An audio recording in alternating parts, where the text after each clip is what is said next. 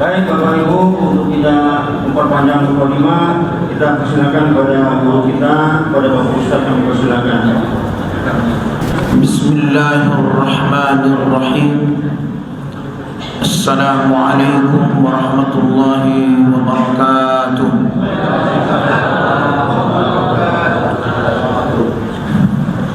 Apa kabar Bapak Ibu semua, sehat?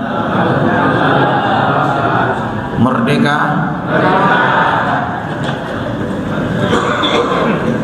Alhamdulillah, asyukuru lillah, salatu wassalamu ala rasulillah, amma ba'd. Sehingga kita umat Islam berbenah diri, merapatkan soft Islam,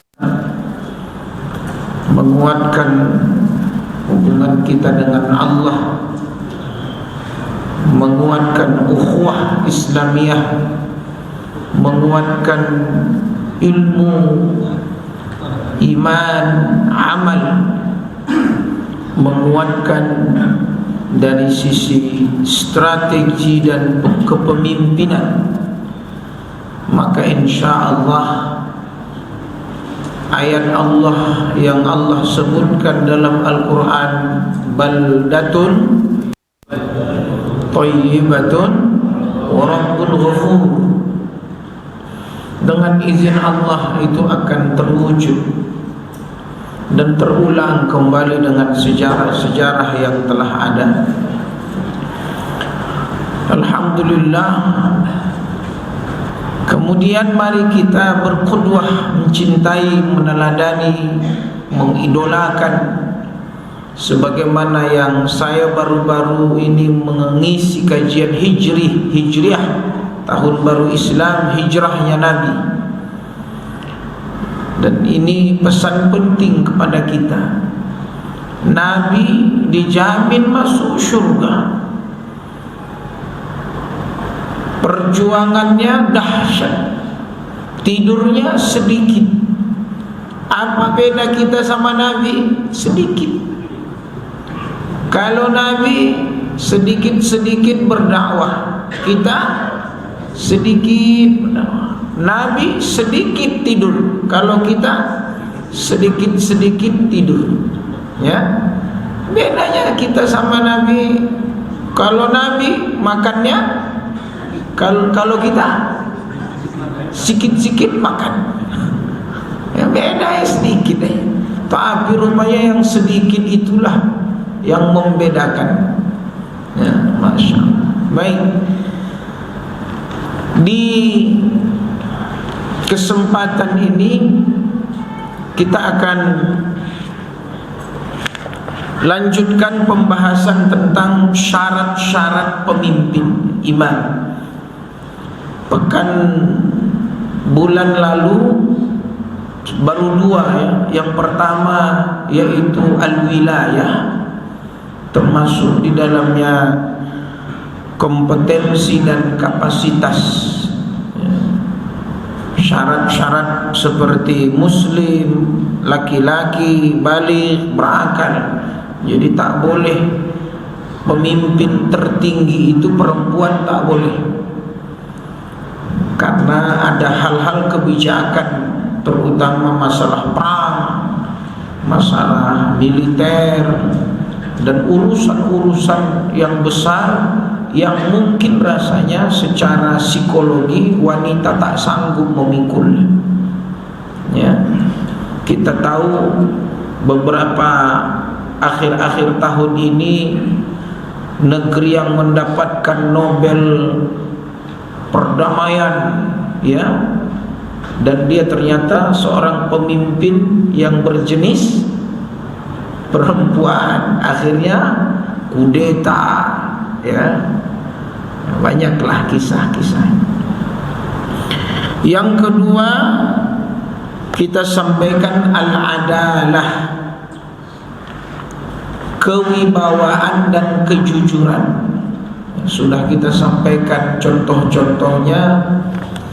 Saya pun tak mau mengulang contoh ini, nanti di 17 Agustus ini banyak yang tersinggung, ya.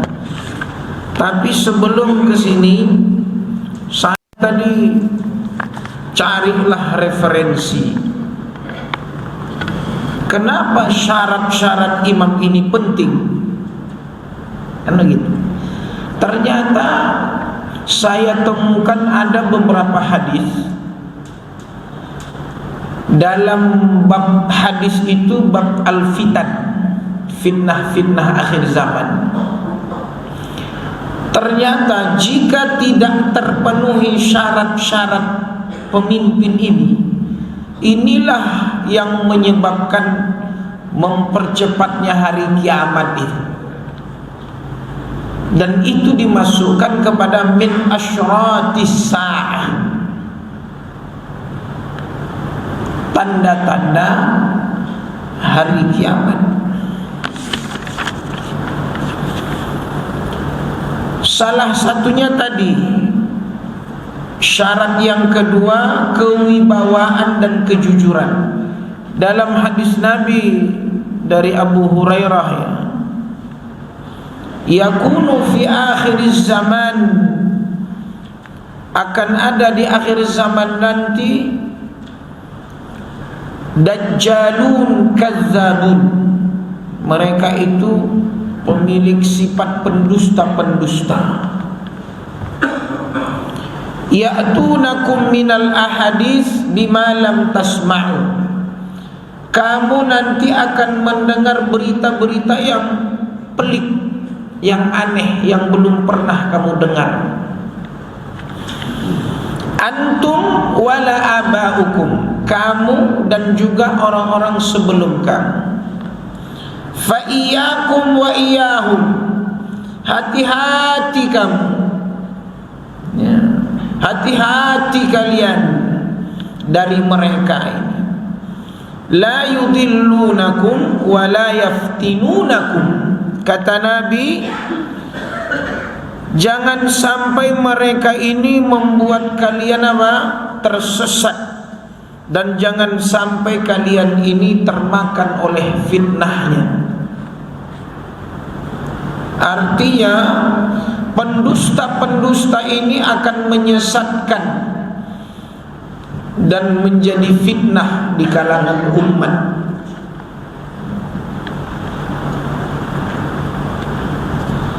Kemudian hadis yang berikutnya, fa idza du'iatil amanah fantaziris sa'ah.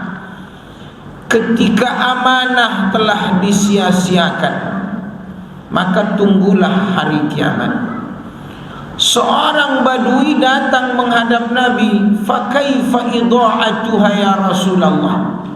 Bagaimana cara mereka menyia-nyiakan amanah itu?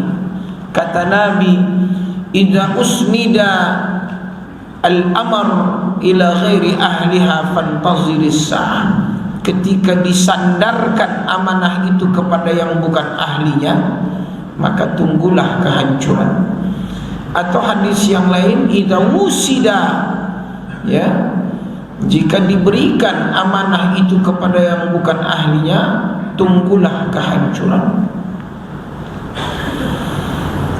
Ada juga ayat surah Al-Qasas ayat 26 menceritakan bahwa ya abatistajirhu, seorang wanita berkata kepada ayahnya, fa inna khaira man istajartal qawiyul amin, karena sesungguhnya orang yang paling baik yang kamu ambil untuk bekerja adalah orang yang kuat lagi dapat dipercayai. Ini kisah wanita kepada Nabi Musa. Dan kata Sufyan Ats-Tsauri dalam tafsir Ibnu Katsir, ada termasuk beberapa orang yang cerdik, termasuklah sahabat Abu Bakar, ketika dia meminta Sayyidina Umar menggantikannya. Nah, yang termasuk ini, wanita ini disebut dalam Al-Quran bertanya, wahai ayahku, siapa orang yang harus kita pekerjakan? Kata Allah, fa inna khaira man istajarta al-qawi, yang kuat, al-amin, dan dapat dipercaya. Itu ayat Allah Al-Qasas ayat 26. Ya. Kemudian saya baca tafsirnya, ternyata di situ kenapa disebut al-qawi al-amin? Dua pekerjaannya, satu mengembala kambing, satu lagi menikahi di antara dua putri itu.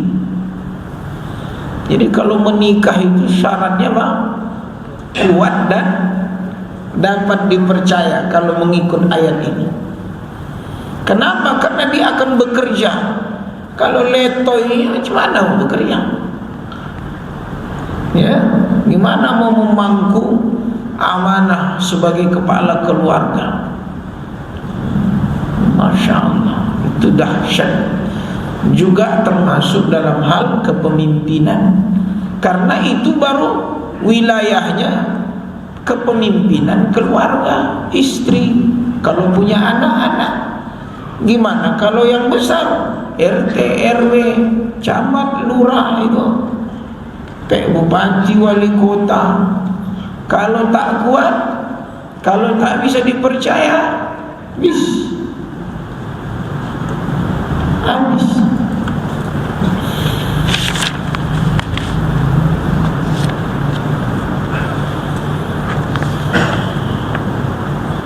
Ini ada hadis yang berikutnya. Anas bin Malik yang termasuk pembantu Nabi dan menjadi sahabat Nabi dan meriwayatkan hadis dari Nabi. 10 tahun dia membantu di rumah Nabi.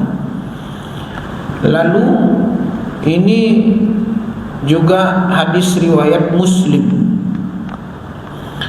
Qila ya Rasulullah, mata nad'ul i'timar bil ma'ruf wan nahyu 'anil munkar. Hadis ini ketika itu gawat dan segawat-gawatnya permasalahan di masyarakat.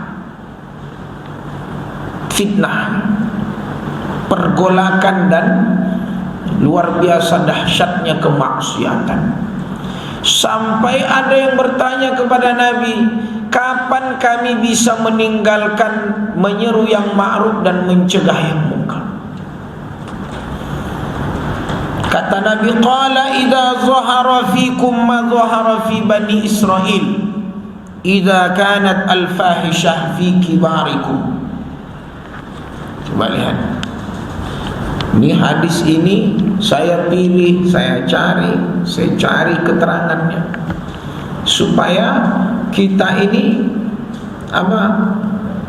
penting dan paham, sehingga mengkader, membina anak-anak kita, murid-murid kita memang paham dia kepemimpinan, bukan cuma di ospek, dikasih tepung, dilempar telur, disuruh masuk ke parit, dipelonco. Tidak ngerti mereka kepemimpinan. Apa kata Nabi? Hati-hati. Kapan ya Rasul kami mampu dan bisa meninggal? Dia minta rukhsah, dia minta dispensasi dari Nabi. Ketika itu kami bisa menyeru yang baik dan bisa kalau di sini wan nahyu 'anil munkar, dan tak lagi mencegah yang munkar. Kata Nabi, perhatikan, ketika kerusakan moral dilakukan siapa? Orang-orang tua, maksudnya orang kibar itu, pemimpin.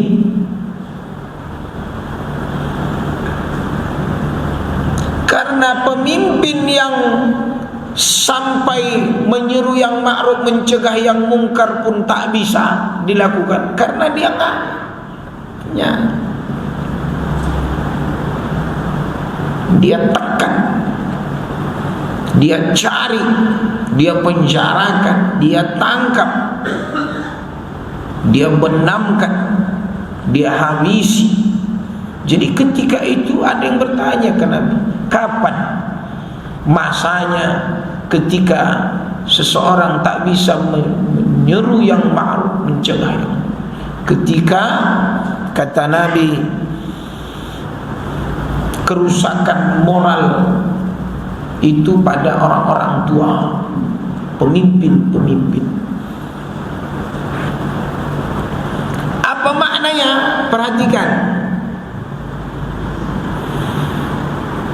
Ketika wal mulku fi sigharikum, kerusakan moral pada orang-orang tua, dan ketika itu pemerintahan dipegang oleh anak kecil. Wal ilmu fi ruzalikum, dan ilmu berada di tangan orang-orang yang bermental rendah. 3. Kapan ketika itu kebaikan tak bisa diseru dan kemungkaran tak bisa dicegah? Ketika al-fahishah, kekejian, kemaksiatan berada di pemimpin. Ketika kepemimpinan dipegang oleh anak kecil, anak belia. Ketika apa disebut, ilmu berada di tangan orang yang bermental rendah. Wal ilmu fi ruzalikum. Mengerikan sekali kalau dilihat dari teks hadis ini, ya, bisa jadi nanti terjadi. Banyak pakar hari ini, profesor, dokter, tapi mentalnya di bawah jembatan.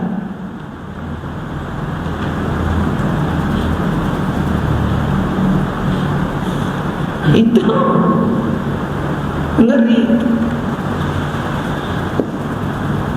Namanya ya, masuk angin lah, kena lakban. Ada, saya penasaran. Wal mulku fi sigharikum, ketika kekuasaan dipegang oleh anak kecil. Saya cari lagi hadisnya, karena saya mau menamatkan syarat-syarat imam itu, pemimpin itu. Ternyata tanda akhir zaman itu ini dia masuk ketika nanti terulang, dan ada asarnya dari Abu Hurairah. Anna Abu Hurairah kana yamshi fi suq wa yaqul Allahumma la tudrikuni sanata sittin wala imarata sibyan. Wa yaqulu as-sadiqul masduq halakati ummah, halakah ummati ala yaday ghilmatin min Quraisy. Sesungguhnya Abu Hurairah, dia berjalan di pasar, lalu dia spontan berkata dan berdoa, ya Allah, jangan kau sampaikan aku ke suatu masa nanti, ke suatu zaman. Zaman itu 60 Hijriah. Dan jangan pula kau sampaikan aku kepada kekuasaan kepemimpinan as-sibyan, imaratis sibyan, kepemimpinan yang dipimpin oleh anak kecil, anak belia.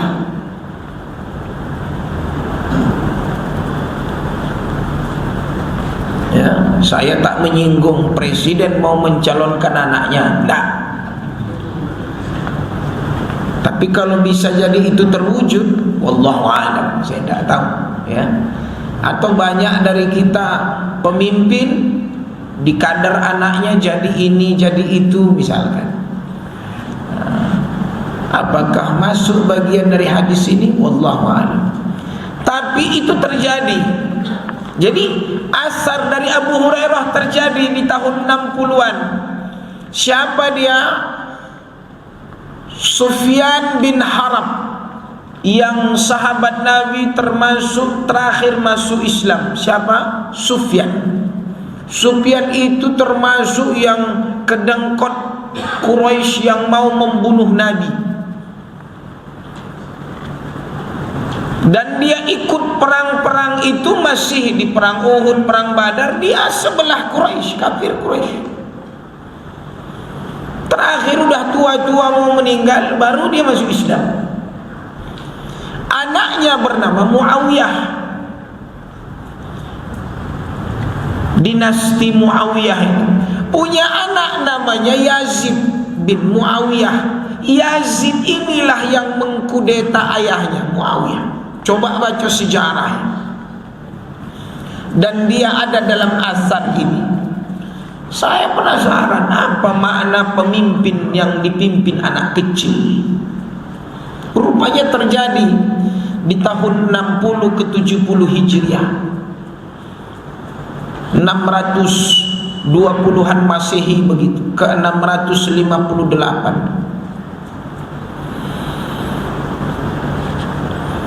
Dan dialah termasuk yang menghabisi perang Karbala itu, memenggal kepala Husain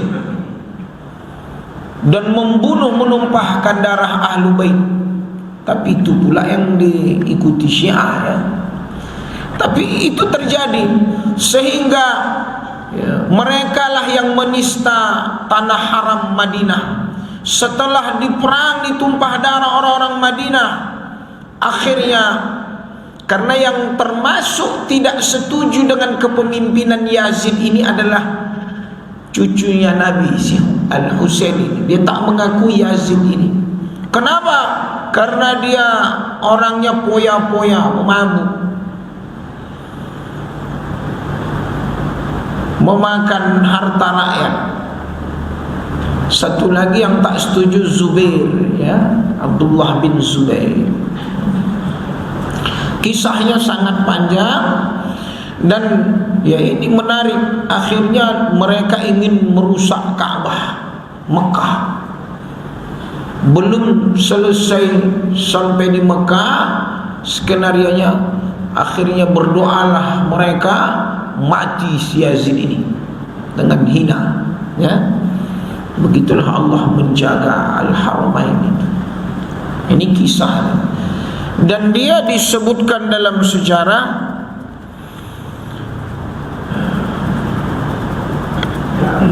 kota Madinah dihalalkan dari segala yang diharamkan. Kemudian dia mengkudeta ayahnya, dan dialah penguasa termuda dinasti Umayyah. Saya ada baca bukunya, saya ringkas. Baik, ini masuk ke bagian yang tadi, berakal, muslim, baligh, itu dia.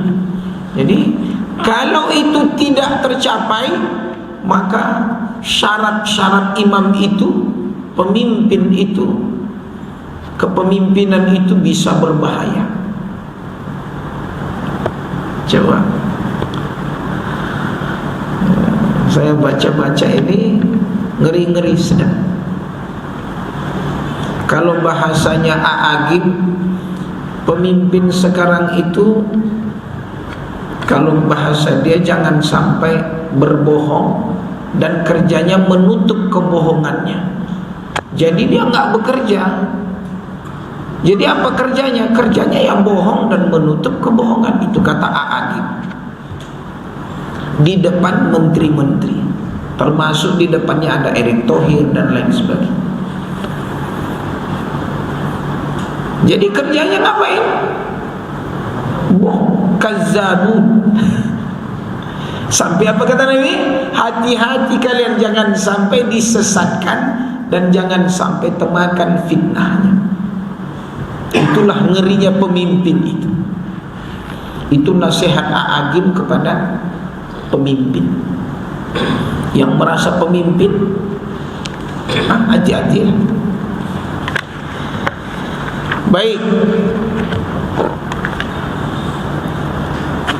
kita lanjut poin yang ketiga.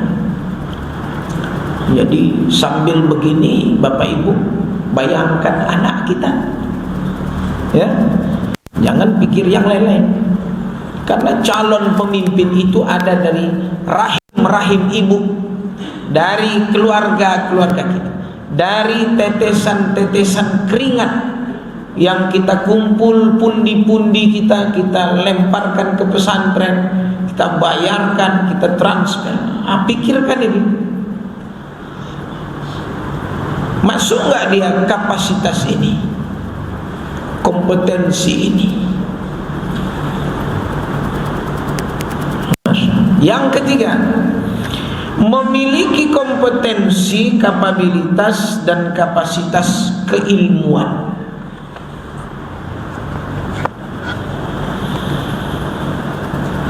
Perhatikan, yaitu memiliki ilmu pengetahuan yang memadai yang bisa digunakan untuk melakukan ijtihad. Ini kalau udah ada kata-kata ijtihad, coba nanti cek syarat menjadi mujtahid.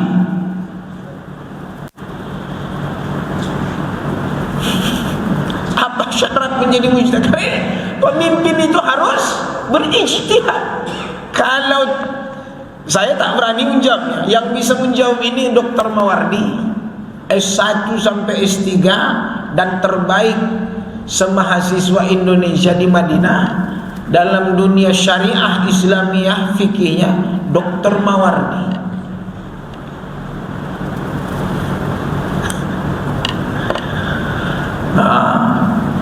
Mujtahid. Yang jelas Al-Quran udah selesai sama ini, hadis sudah, ulumul Quran wa ulumul hadis, wa ulum apa lagi, al-lughah al-arabiyah wal balaghah, mulimman bil lughatil arabiyah, wal fiqh wa usulil fiqh. Ini nama-nama ilmunya bisa saya sampaikan. Tapi makna di situ muliman, arti muliman itu memang pakar. Barulah dia nanti punya kapasitas dan kapabilitas menentukan kebijakan-kebijakan wilayah yang dipimpinnya itu sesuai dengan hukum Allah, hukum Rasul, dan ditinjau dari dalil. Ya. Kalau bahasa fikih, usul fikihnya wajhud dilalah, istimbatul ahkam, qawaid al-fiqhiyah,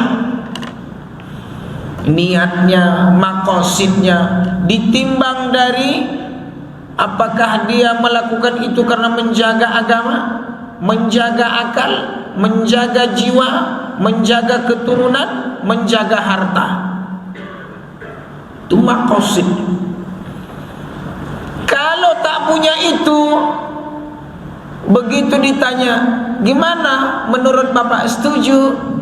Tanyakan aja kepada rumput yang bergoyang. Habislah kita ini. Shadaqallahul azim.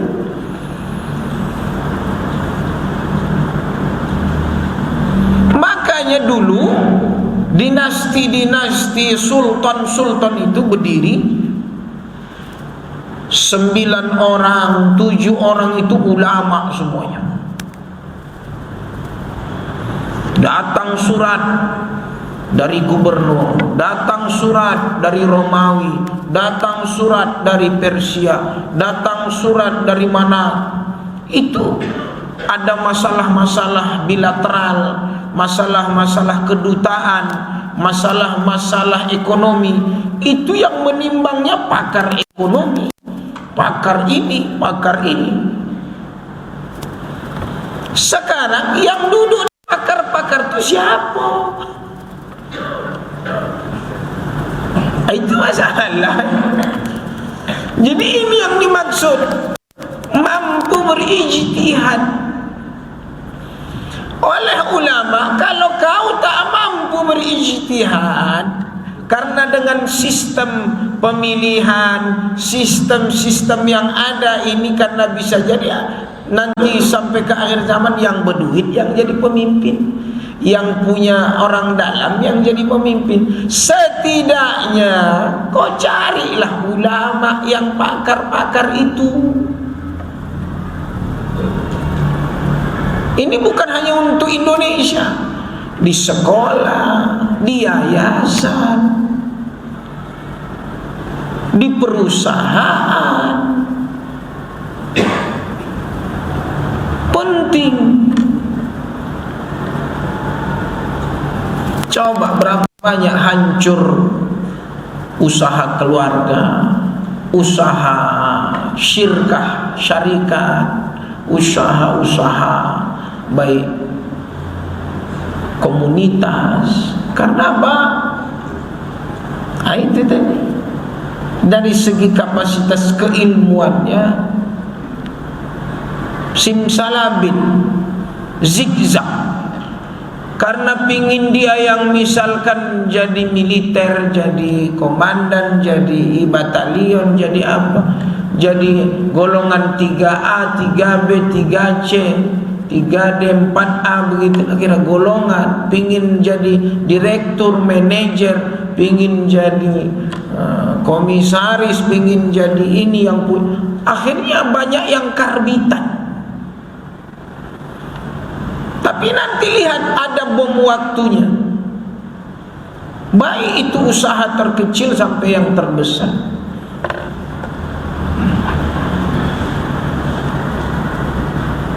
Nah, ini penting bagi kita. Saya baca. Utama sekali melakukan ijtihad ketika menghadapi berbagai kejadian atau menggali hukum-hukum syara dan yang lainnya berupa hal-hal yang berkaitan dengan siasah syariah seperti hubungan diplomatik, bilateral, kerjasama. Ini kan perampoknya orang ini. Orang ini kan penjajah. Kerjasama yuk, bagi hasil. Mana yang di atas kertas, mana yang di bawah meja. Coba tanya. Kalau saya sebut salah satunya apa? Misalkan Freeport, misalkan. Apalah yang tahu-tahu kita. Yang saya dulu 3 hari 3 malam saya di atas kapal dakwah di Selat Panjang itu, perusahaan Abu Rizal Bakri pernah saya minyak. Nampak cerita orang pipa itu bukan 1 2, ada yang kemana, ada yang cerita pipa di bawah itu. Anda enak cerita lagi. Pipa itu di bawah itu bukan cuma 1 ke tangki itu aja. Tapi siapa yang menjaganya? Siapa yang mengerti, paham itu? Ngeri gitu.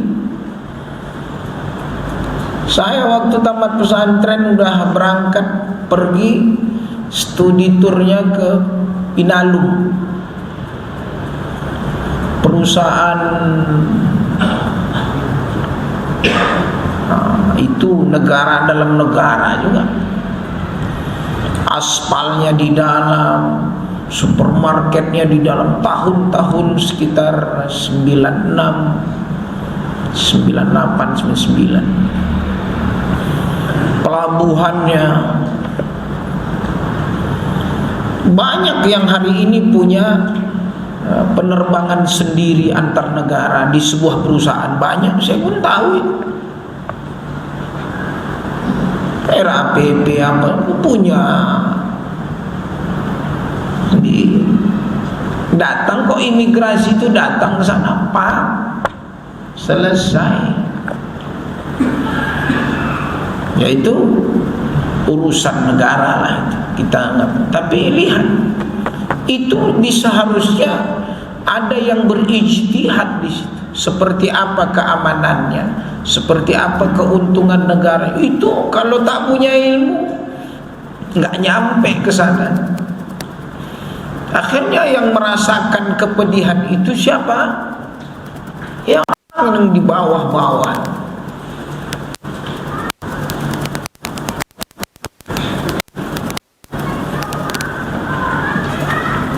Jadi kalau dalam istilah film spy itu, saya suka juga menonton film-film intelijen. Saya suka nonton itu, penyusup, pengkhianat. Saya pelajari karena film itu bagian dari cerita-cerita rakyat, diangkat jadi novel, difilmkan. Jadi ternyata memang bisa jadi dia disekolahkan pakar, ini kebalikannya, kebalikan dari teori, tapi dijadikan alat untuk mencari celah undang-undang. Memang dia pakar, ilmunya bagus, tapi akhirnya dia coba kau cari celahnya ini biar aku bebas. Bisa jadi itu ada film-filmnya. Jadi pakar-pakar itu dikumpulkan memang untuk pengkhianatan. Sebaliknya dalam kepemimpinan mereka disekolahkan, dipakarkan untuk apa? Memakmurkan. Gimana? Masuk logika nih? Ngeri ini. Saya hanya nyampaikan ini menggelatuk saya sebenarnya. Tapi cuma ini ilmu, namanya fikih siasat. Sekarang ini terjadi. Banyak mahasiswa saya tahu, di masa kami pun tahu, dapat beasiswa itu dari organisasi Yahudi banyak, ratusan juta, hanya untuk mencari celah-celah kelemahan umat Islam. Siapa yang gak mau? Maka dicarilah anak-anak yang pintar, yang cerdas, mau gak sekolah. Itulah dulu sampai sekarang saya kampanyenya itu. Tolong masjid-masjid, jangan kalian cuma perindah masjid, AC 10. Berapa listriknya? Karpetnya tiap-tiap ganti, keramiknya pecah ganti. Tapi kita lupa siapa nanti anak-anak negeri ini yang menggantikan ini, soft-soft ini. Kita ini janganlah jenggot udah putih, kepala awalnya botak, rambutnya. Ini kita pikirkan gimana caranya kasih beasiswa masjid, cari anak-anak yang cerdas. Karena kalau kita terlambat, mereka udah duluan mencari bibit-bibit unggul, disekolahkan, besok memusuhi kita. Saya nampak, tahu saya, orangnya ketemu, bahkan saya tantang berkelahi. Karena dia meneliti pesantren dan kelemahannya, dicari. Makanya hati-hati, pesan kepada kiai-kiai, hati-hatilah. Saya pun video-video baru ini masuk ke kita, berdoanya lah, mengatasnamakan ulama Pekanbaru mendukung capres si Fulan. Ulama mana?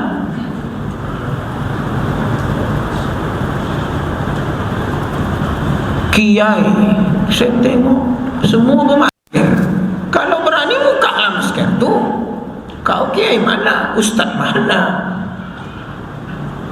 Saya tengok, ya ini masuk dia di sini. Begitu final pendukungnya yang didukung, itu ngeri Pak sekarang ini. Sama kayak saya baca hadis tadi kan, akan terjadi sayakunu fi akhir zaman kazzabun la yudillannakum aw la yudillunakum wa la yaftinunakum hati-hati kalian disesatkan, hati-hati kalian termakan fitnah.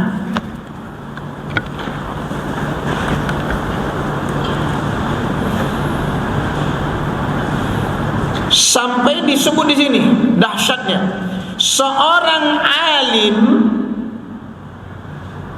belum dikatakan sebagai mujtahid kecuali jika dia mengetahui hukum-hukum syara dan tata cara atau mekanisme pengambilan serta penggalian dari sumber-sumber syariatnya yang berjumlah 4: Al-Quran, Sunnah, Ijma', Qiyas. Nah, kenapa 4? Ini saya mau mengclear juga, mau melondri otak kita. Kalau ada orang, organisasi atau siapapun, walaupun dia berlandaskan hadis, mohon maaf ya, pendapat saya yang saya baca, Quran hadis, Quran hadis, Quran hadis, mohon maaf, satu, mungkin nanti ada kaku dia.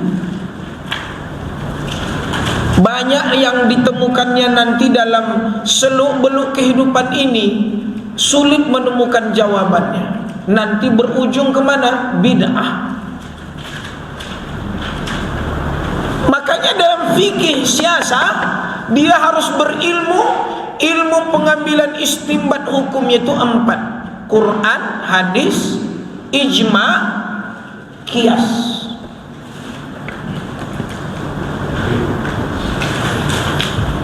Karena ini pemerintah, karena ini daulah, karena ini apa? Ilmu khalifah. Karena ini kepemimpinan dari segala sektor pertambangan, mulai dari pendidikan, ekonomi, sosial, sampai masalah perut bumi, sampai masalah yang di atas bumi, sampai yang di langit. Ilmu semua itu ilmu falak. Makanya saya baca siapa itu Muhammad Al-Fatih. Dia belajar 6 bahasa, belajar ilmu, disiplin-disiplin ilmu. Mau yang sampai nuklir, teknologi membuat bom, rudal, dipelajari sama dia. Karena yang mau ditembus itu bentengnya Konstantinopel, dunia perkapalan, bahkan bisa menggelinding kapal dalam satu malam melewati bukit itu 60-70 kapal. Itu mujtahid itu.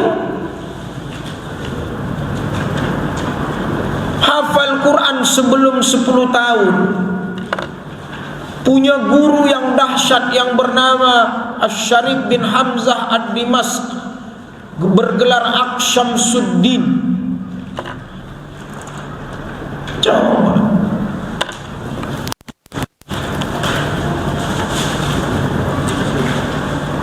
Ini yang menarik. Dan dia ini bicara ilmu ya, kapasitas dan kapabilitas keilmuan.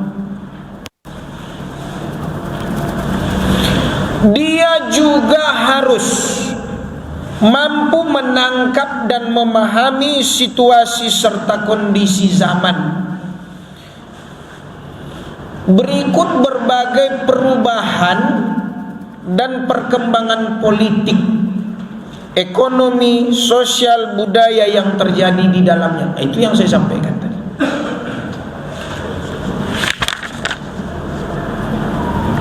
Nah, itu hari ini yang bisa kita pelajari. Satu syarat lagi, yaitu syarat yang ketiga. Insya Allah ya, syarat yang keempat itu tentang memiliki kebijaksanaan dan kearifan dalam memandang berbagai permasalahan politik, militer, dan administrasi. Dan ini diambil dari Al-Ahkam As-Sultaniyah karangan Al-Imam Mawardi ya. Baik, saya tutup terakhir Bapak Ibu, baik itu wibawa jujur, muslim berakal, Bali yaitu al-wilayah, kemudian yang hari ini kita bicara kapasitas keilmuan. Dari sekarang tengoklah anak kita, jangan cuma main game aja, jangan cuma hanya bergaul-gaul ke kafe-kafe, main dapat kunci mobil, kunci Hondanya. Tidak ada cerita, sulit dia memimpin. Bawa dia majelis ilmu, pulang pesantren tanya dia apa dapat dia. Ikutkan dia organisasi-organisasi, lihat kewibawaannya, kejernihan pikirannya sampai kedewasaannya. Begitu ya. Baik, mudah-mudahan Bapak Ibu, saya mohon maaf ya, ini banyak hal yang sensitif yang tak bisa saya sampaikan, namun kadang tersampaikan juga. Semoga kita menyiapkan, ini yang poinnya, menyiapkan anak-anak kita. Ilmunya bukan hanya banyak ilmunya. Jadi betul-betul kita menggenerasi, mencalon itu anak-anak yang dekat dengan Allah, panduannya Rasul, tapi juga berwibawa, jujur, kapasitas keilmuannya mantap. Wallahu a'lam bishawab. Assalamualaikum warahmatullahi wabarakatuh.